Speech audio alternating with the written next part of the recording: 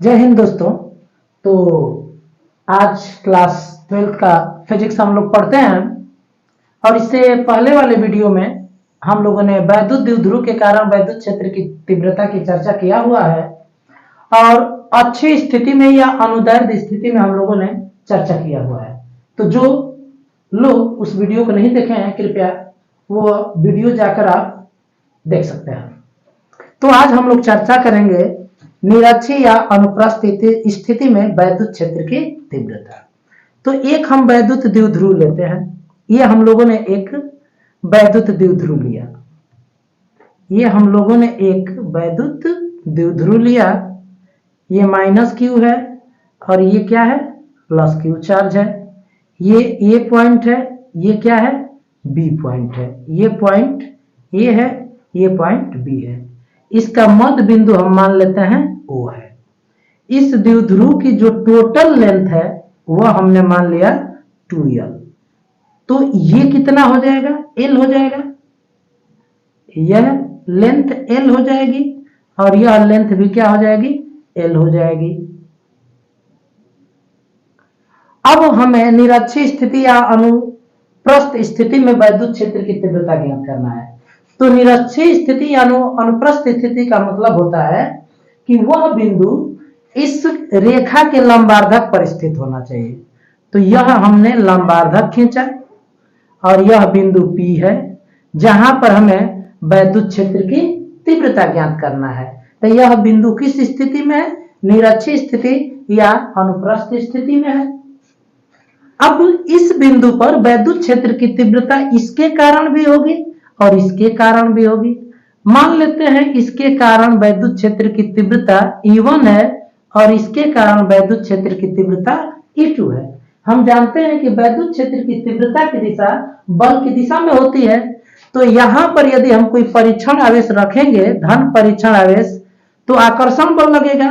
तो यहां पर जो E1 की दिशा हो जाएगी वह हो जाएगी आपका इधर, ठीक है। और ये जो E2 की दिशा हो जाएगी, ये E2 की दिशा ये हो जाएगी इधर, ये E2 की दिशा हो जाएगी, E2 की दिशा। अब हम ये कोण थीटा मान लेते हैं। तो यह भी कोण थीटा हो जाएगी क्योंकि लंबार्धक पर स्थित कोई भी बिंदु दोनों सिरों से समान दूरी पर होता है। ये दूरी समान होगी क्योंकि लंबार्धक पर है तो दूरी समान होगी। जब ये भुजाएं बराबर होता है तो त्रिभुज का गुण होता है कि भुजाएं बराबर है तो सामने वाले कोण भी क्या होंगे, बराबर होंगे। हमने मान लिया है कि यह दूरी कितना है, r है। अर्थात मध्य बिंदु से r दूरी पर हमें क्या करना है, वैद्युत क्षेत्र की तीव्रता ज्ञात करना है। तो चलिए हम लोग शुरू करते हैं। मैं क्या करता हूं कि E1 का घटक ले लेता हूं।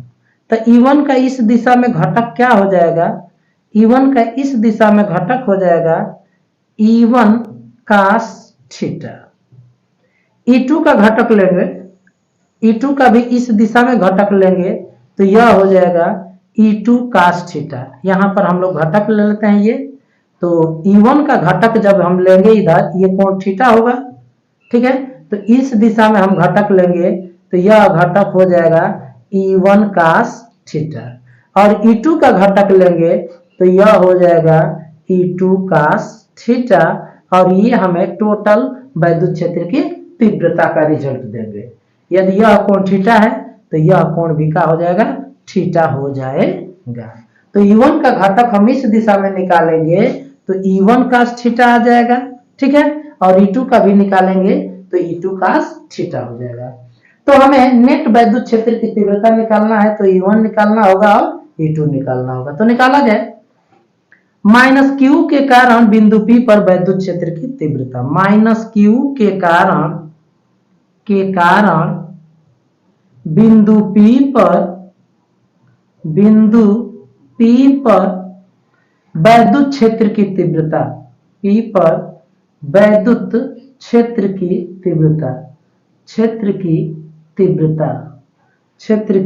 तीव्रता क्या हो जाएगी, वैद्युत क्षेत्र की तीव्रता E1 बराबर हो जाएगा 1/4 पाई एप्सिलॉन 0 के दो। ये हम मान लेते हैं कि यह जो वैद्युत द्विध्रुव है वह किसी माध्यम में रखा गया है और उसका परावैद्युतांक क्या है, K है।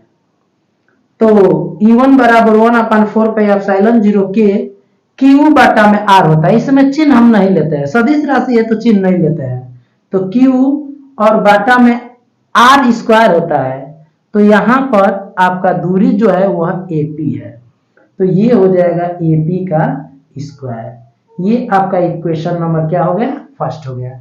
और यह किस दिशा में होगा, तो PA दिशा में होगा। किस दिशा में होगा, PA दिशा में, PA दिशा में,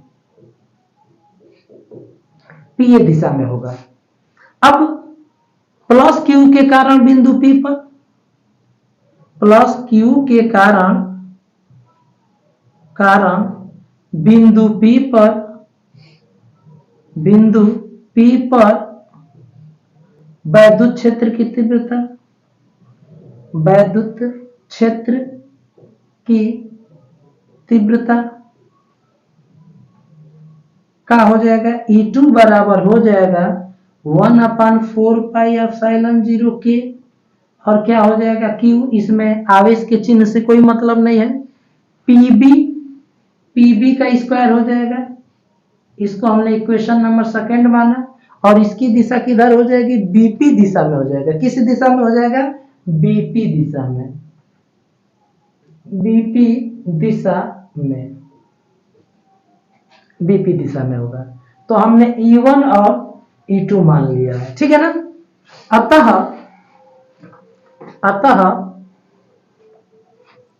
अतः बिंदु P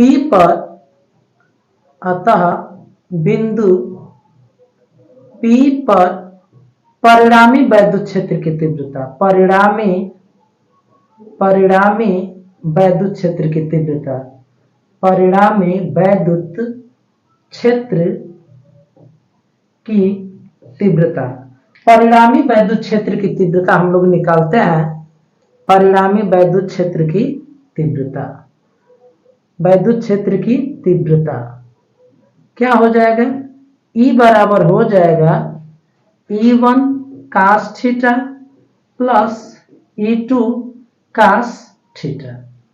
तो E बराबर हो जाएगा E1 की वैल्यू मैं यहां से रख लेता हूं 1/4πε0 के, और Q बटा में AP स्क्वायर, और ये हो जाएगा cos थीटा प्लस E2 की वैल्यू यहां से रख देता हूं 1/4πε0 के Q बटा में BP स्क्वायर। अब एक बात सोचिए, AP और BP ये दोनों वैल्यू बराबर होंगी, ठीक है। तो मैं रख देता हूं BP के जगह पर AP भी रख देता हूं, AP तो 1/4πε0 के Q बटा में AP square cos theta plus BP के जगह पर मैं AP रख देता हूं 1/4πε0 के Q बटा में ये भी AP स्क्वायर हो जाएगा। तो ये सेम क्वांटिटी है, तो 2 से मल्टीप्लाई हो जाएगा 2 × 1/4πε0 के और Q cos थीटा और बटा में AP का स्क्वायर, ठीक है। अब इस त्रिभुज में हम cos थीटा की वैल्यू निकालते हैं और AP की वैल्यू निकालते हैं, ठीक है ना। तो AP जो है एक तरह से इस संपूर्ण त्रिभुज का कर्ण है। तो कर्ण जो होता है AP का जो स्क्वायर है यह किसके बराबर होगा, आधार के स्क्वायर और लंब के स्क्वायर के बराबर होगा, यानी L square plus R square के क्या होगा, बराबर होगा। और इस त्रिभुज में यदि हम cos थीटा लेते हैं तो cos थीटा बराबर होता है आधार बटा कर्ण। आधार है L और कर्ण आपका ये है L square plus R square, under root में ये कर्ण हो जाएगा, ठीक है। ये सारी वैल्यू हम लोग रखते हैं, तो क्या हो जाएगा ये 2 × 1/4πε0 के और ये हो जाएगा Q cos थीटा की वैल्यू हम लोग रखते हैं, तो cos थीटा की वैल्यू ये है L/√L square plus R square, और AP स्क्वायर की वैल्यू है L square plus R square. अब इसको हम लोग सॉल्व करते हैं, तो ये Q इंटू 2L लिख सकते हैं, Q इंटू 2L और बाटा में 4 पाई एप्सिलॉन नॉट इंटू के। अब देखिए यह एक पावर है और करणी का मतलब 1/2 पावर होता है, तो एक पावर और 1/2 पावर 3/2 पावर हो जाएगा, L square plus R square के पावर 3/2। तो ये E बराबर आ जाएगा Q इंटू 2L, तो Q इंटू 2L जो होता है वह P होता है, P हो जाएगा, तो P और बाटा में यह हो जाएगा L square plus R square के पावर 3/2। और इस परिणामी वैद्युत क्षेत्र की तीव्रता की दिशा किधर होगी, B ये दिशा में होगी, यानी प्लस Q से माइनस Q। देखिए जो वैद्युत द्विध्रुव आघूर्ण की दिशा होती है वो माइनस से P की तरफ होती है, जो P की दिशा होती है वह माइनस Q से प्लस Q की ओर होती है, तो इसकी दिशा P के क्या है, विपरीत है, यानी इसकी दिशा जो है प्लस Q से किधर है, माइनस Q की तरफ है। तो वैद्युत द्विध्रुव के कारण जो वैद्युत क्षेत्र की तीव्रता की दिशा होती है वैद्युत द्विध्रुव आघूर्ण के विपरीत होती है, अर्थात प्लस Q से माइनस Q की तरफ होती है। तो यह हम लोगों ने परिणामी वैद्युत क्षेत्र की तीव्रता निकाला निरक्षीय या अनुप्रस्थ स्थिति में। तो आप चाहेंगे तो इसका स्क्रीनशॉट ले लीजिए और आगे मैं कुछ केस पर चर्चा कर लेता हूं। अब आगे मैं ये चर्चा करता हूं कि यदि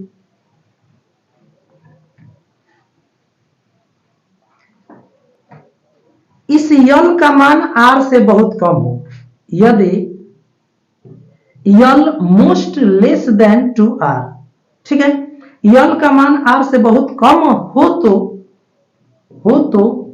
यल को हम नगण्य मान सकते हैं, यल को नगण्य मानने पर तो मान दीजिए भाई नगण्य, तो E बराबर क्या आ जाएगा 1/4 पाई एप्सिलॉन 0 के, और P बटा में क्या हो जाएगा, L का नगण्य मैंने 0 मान लीजिए, R स्क्वायर के पावर 3/2, तो ये 2 से 2 कैंसिल हो जाएगा, 1/4 पाई एप्सिलॉन 0 के और इनटू P बटा में RQ, यह परिणामी वैद्युत क्षेत्र की तीव्रता हो गई। यदि निर्वात या वायु, यह निर्वात या वायु में रखा हो, ठीक है, यदि माध्यम क्या हो, निर्वात या वायु हो, निर्वात या फिर क्या हो, वायु हो, तो निर्वात या वायु के लिए K की वैल्यू 1 होती है, तो K का मान इसमें 1 रख देंगे, तो ये बराबर 1/4 पाई एप्सिलॉन 0, K का मान 1 हो गया और P बटे में RQ।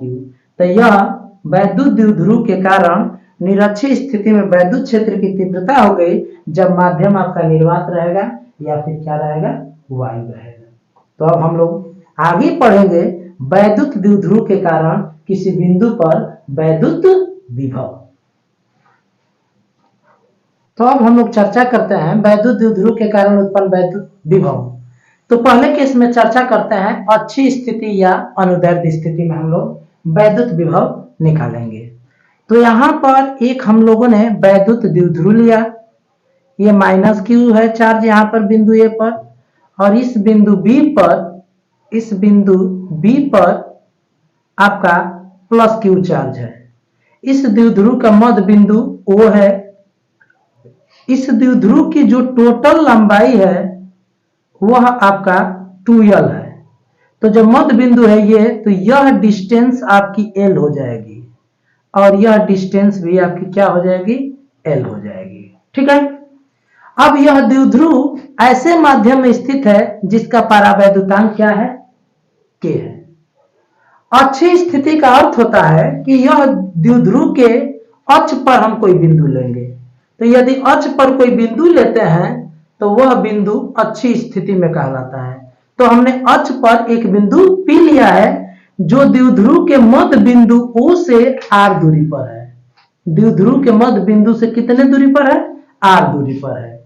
तो A से P की जो डिस्टेंस हो जाएगी, A से जो P की डिस्टेंस हो जाएगी वह R और ये R प्लस L हो जाएगा, और जो B से डिस्टेंस हो जाएगी वह आर माइनस क्या हो जाएगा एल। तो अब हम क्या करेंगे, बिंदु P पर परिणामी वैद्युत विभव निकालेंगे। तो बिंदु P पर इस माइनस Q के कारण भी विभव होगा और प्लस Q के कारण भी विभव होगा। तो माइनस Q के कारण विभव हम V1 मान लेते हैं और प्लस Q के कारण विभव V2 मान लेते हैं। तो क्या करेंगे, माइनस Q के कारण बिंदु P पर विभव, बिंदु P पर विभव क्या हो जाएगा, V बराबर हो जाएगा 1/4 पाई, V1 बराबर 1/4 पाई एप्सिलॉन 0 के Q बटा में R। तो चूंकि ये अदिश राशि है तो हमें बीजगणितीय योग लेना पड़ेगा, तो चिन्ह सहित हम इनको लेंगे। तो ये हो जाएगा माइनस Q और बाटा में ये डिस्टेंस कितना है, R प्लस क्या है L है। ये हमने इक्वेशन नंबर क्या मान लिया, फर्स्ट मान लिया। ठीक है, प्लस Q के कारण, पुनः लिखेंगे हम, प्लस Q के कारण बिंदु P पर विभव, बिंदु P पर विभव। तो बिंदु P पर विभव का हो जाएगा V2 बराबर हो जाएगा 1/4 पाई एप्सिलॉन 0 के, अब चिन्ह सहित इसमें लेंगे तो ये हो जाएगा प्लस Q बटा में R माइनस L, क्योंकि यहां से डिस्टेंस क्या है, R माइनस L है। ठीक है, चूंकि विभव एक अदिश राशि होती है, विभव एक क्या होती है, अदिश होती है,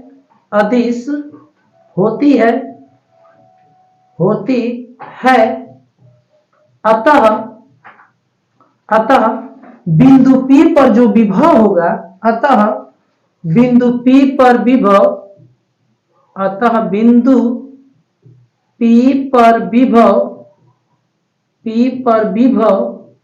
ठीक है, बिंदु P पर जो विभव होगा वह V1 और V2 के बीजगणितीय योग के बराबर होगा। विभव V1 और V2 के बीजगणितीय योग के बराबर होगा, बीजगणितीय योग के बराबर होगा, बीजगणितीय योग के बराबर होगा,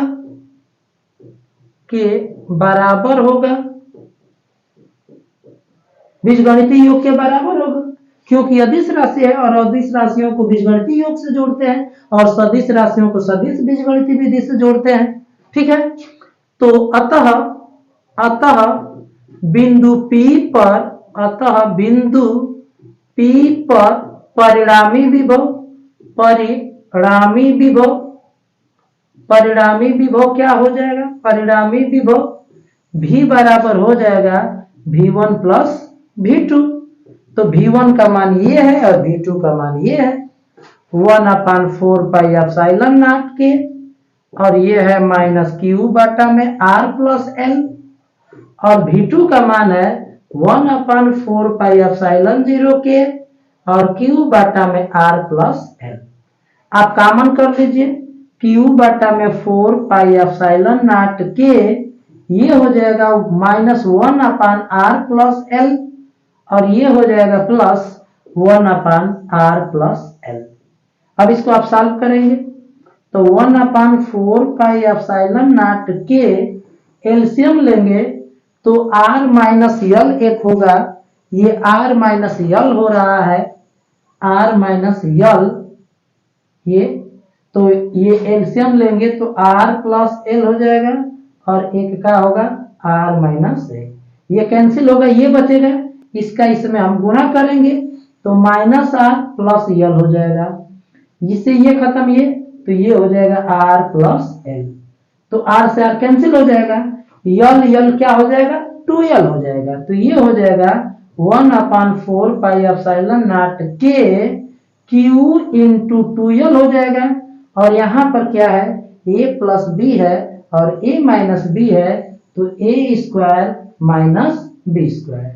ये आप जानते ही हैं कि वैद्युत द्विध्रुव आघूर्ण का सूत्र है, तो V बराबर हो जाएगा 1/4 पाई एप्सिलॉन नॉट के, और ये हो जाएगा P बटा में आर स्क्वायर एल स्क्वायर।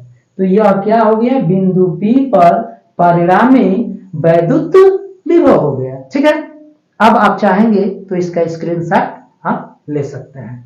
पुनः हम क्या करते हैं, आगे चर्चा करते हैं, आगे चर्चा करते हैं।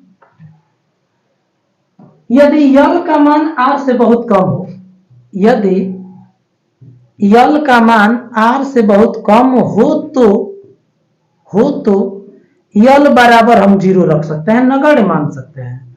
तो v बराबर क्या होगा, 1/4 पाई एप्सिलॉन 0 के क्या हो जाएगा, p बटा में r स्क्वायर हो जाएगा। ठीक है, यदि माध्यम निर्वात या वायु हो, यदि माध्यम क्या हो, माध्यम निर्वात या वायु हो, माध्यम क्या हो, निर्वात हो या फिर वायु हो, तो माध्यम यदि निर्वात होगा या वायु होगा तो k की वैल्यू हम क्या ले लेंगे, 1 ले लेंगे। तो k का मान यहाँ पर 1 रख लेंगे। तो v बराबर 1/4 पाई एप्सिलॉन 0 p बटा में r स्क्वायर। यह क्या हो गया, वैद्युत द्विध्रुव के कारण अच्छी स्थिति में वैद्युत विभव हो गया। ठीक है, तो आप चाहेंगे तो ये पूरा आपको तैयार कर लीजिए। ये बेहद जो प्रूफ है परीक्षा की दृष्टि से बेहद इंपॉर्टेंट है। अब हम आगे पढ़ेंगे निरक्षीय स्थिति में या अनुप्रस्थ स्थिति में वैद्युत विभव। तो अब हम लोग पढ़ते हैं निरक्षीय स्थिति या अनुप्रस्थ स्थिति में वैद्युत विभव। तो हम लोग एक वैद्युत द्विध्रुव लेते हैं, ये हमने वैद्युत द्विध्रुव लिया, ए बी हमने वैद्युत द्विध्रुव लिया। यहां पर माइनस क्यू चार्ज रखा गया है, यहां पर प्लस क्यू चार्ज रखा गया है। ये इसका मध्य बिंदु O है। इस द्विध्रुव की टोटल जो लेंथ है वह क्या है, 2l है। तो यह मध्य बिंदु O है, तो यह लेंथ l हो जाएगी और यह लेंथ भी क्या हो जाएगी, l हो जाएगी। हमें जो बिंदु लेना है निरक्षीय स्थिति में लेना है, तो निरक्षीय स्थिति का मतलब यह होता है कि जिस बिंदु पर हम वैद्युत विभव ज्ञात करेंगे वह बिंदु लंबार्धक पर होना चाहिए, अर्थात लंब भी होना चाहिए और अर्धक भी होना चाहिए। अब हम इसको यहां से, ये हो गया और ये हो गया। ठीक है, अब इसके कारण भी विभव होगा बिंदु P पर और इसके कारण भी बिंदु P पर विभव होगा। तो V बराबर हो जाएगा V1 प्लस V2। ठीक है, तो हम लोग निकालते हैं।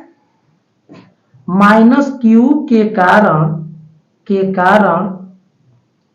बिंदु P पर विभव, बिंदु P पर विभव क्या हो जाएगा, विभव। तो V1 बराबर हो जाएगा 1/4 पाई एप्सिलॉन 0 के और Q ना, तो ये माइनस के लिए निकालना हो ना, तो माइनस Q और बाटा में यह जो डिस्टेंस है वह हो जाएगी AP। ये इक्वेशन नंबर हमने क्या माना, फर्स्ट। इसी तरह से प्लस Q के कारण बिंदु P पर विभव, प्लस Q के कारण बिंदु P पर विभव, बिंदु P पर विभव क्या हो जाएगा, V2 बराबर हो जाएगा 1/4 पाई एप्सिलॉन नॉट के और यहाँ पे प्लस Q है तो Q बटा में BP हो जाएगा, BP। हम जानते हैं कि लंबार्धक पर कोई बिंदु होता है तो वह दोनों सिरों से बराबर दूरी पर होता है, तो AP बराबर BP होगा। चूंकि AP बराबर का होगा BP, तो आप AP बराबर BP रख लीजिए। तो V2 बराबर आ जाएगा 1/4 पाई एप्सिलॉन 0 के और ये हो जाएगा Q बटा में BP की वैल्यू क्या हो जाएगी, AP के बराबर। इसको हमने इक्वेशन माना सेकंड। तो बिंदु P पर परिणामी वैद्युत विभव निकालते हैं। अतः बिंदु P पर नेट विभव निकालते हैं, नेट विभव निकालते हैं। तो V बराबर हो जाएगा V1 प्लस V2। तो V बराबर V1 V1 की वैल्यू ये है और V2 की वैल्यू ये है, -1/4 पाई एप्सिलॉन 0 के माइनस क्यू बटा में AP और प्लस ये V2 की वैल्यू 1/4 पाई एप्सिलॉन 0 के और ये Q बटा में AP। आप देख रहे हैं ये माइनस वैल्यू है, ये प्लस वैल्यू है, ये कैंसिल हो जाएगा तो V बराबर क्या आ गया 0। तो वैद्युत द्विध्रुव के कारण वैद्युत विभव निरक्षीय या अनुप्रस्थ स्थिति में क्या होता है, शून्य होता है। तो आप चाहेंगे तो इस का स्क्रीनशॉट आप ले सकते हैं। तो वैद्युत क्षेत्र और वैद्युत विभव इस चैप्टर से संबंधित हमने जो भी मोस्ट इंपॉर्टेंट आपके प्रूफ थे उन सबको मैं आपको कराया। तो आप चाहेंगे तो इसका स्क्रीनशॉट आप ले लीजिए और यदि वीडियो आपको पसंद आया है तो इसे आप अपने दोस्तों में ज्यादा से ज्यादा शेयर करिए ताकि वह भी इसका लाभ ले सके। तो आज के लिए इतना ही। जय हिंद, जय भारत।